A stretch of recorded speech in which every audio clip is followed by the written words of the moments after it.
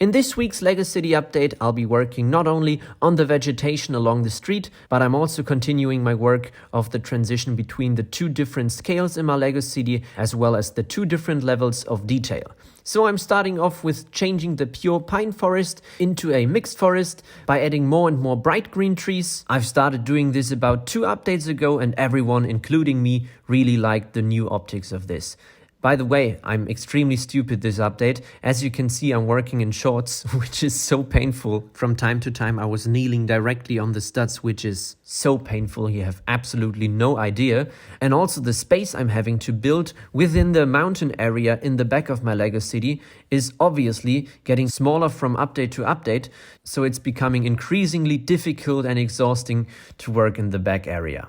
At the end of the day, however, I finally managed to finish off the mixed forest, and so we can focus on the second part of this week's LEGO City update, which is more vegetation, but I'm working on the flower stems and the detail of the base layer. However, I'm only building this base layer in the foreground of this forest because that's the only part where you can see the ground. Otherwise, it would be extremely useless and wasted time, to be honest, if I continued adding all those stems also underneath the forest at the hillside, and therefore I only work on this illusion of having the detailed ground covering the whole mountain slope. And it actually works really well. If you don't know it, you'd think all those flower stems would continue underneath the entire forest. I'll be adding more trees towards the street in just a second, but firstly, I want to cover all the rest of the remaining studs with more flower stems. I've even sped up the whole video even further because, well, all I'm doing is simply placing flower stems I've prepared beforehand. And now this is once again the more exciting part,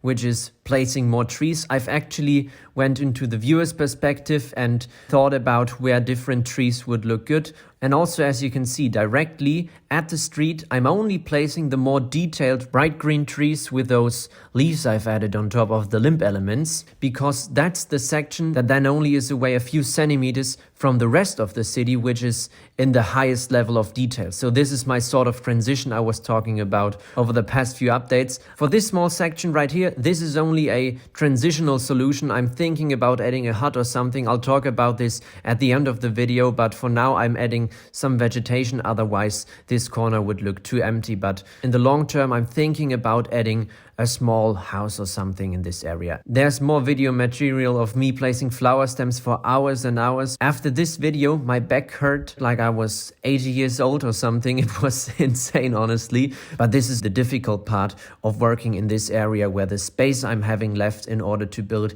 is getting smaller and smaller. I'm obviously quite aware of the fact that this will get even more difficult the more I'm covering up with flower stems. And now, as I'm placing the last few flower stems I've prepared for this update, I think it's time for a short building break for me. Now I wanted to share with you one of my favorite ideas of the comment section of the past few days. Some of you commented that I should align the trees differently. At the moment, they are all sort of arranged in this very structured way. All the slopes are either aligned in this or this direction. And in order to break that up, I could either add turntables and then have the different trees turned this way. Obviously not only one tree, but with all the different trees as well. And this would then sort of break up the structure I'm having at the moment. Another probably cheaper alternative would be to add a 2x2 round flat tile with a stud in the middle. So this sort of round jumper plate, I'm not sure what the exact name is, but this would then also achieve the exact same effect of being able to turn the different trees. Then I also tried something else. I wanted to add a different color of green. Earth green in this case. The only problem is the cone I'm always adding on top, as you can see right here, isn't available in this color. And well, I'm honestly a bit bummed out because this would add so much contrast and would actually match the original color of pine trees even better than the normal green I'm using at this moment. From this perspective, I'm currently planning what I want to add on this small green corner that's left.